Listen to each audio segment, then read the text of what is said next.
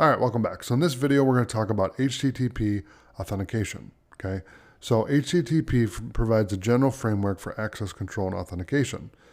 The general HTTP authentication framework, okay, the challenge and response flow works like this.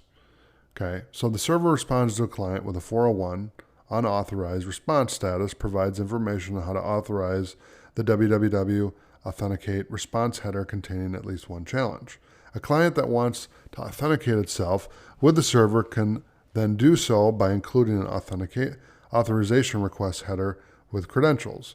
Usually a client will present a password prompt to the user and will then issue the request including the correct authorization header. So you can see how it's talking back and forth. So get, and then the server sends back, and then asks the user, okay, and then check credentials. So the user will type in the credentials, and then it will check the credentials.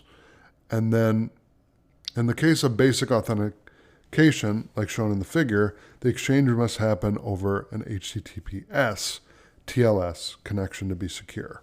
So it needs to have the authentication and the TLS connection to be secure. So that way the information's not getting out to somebody else. It's encrypted and secure.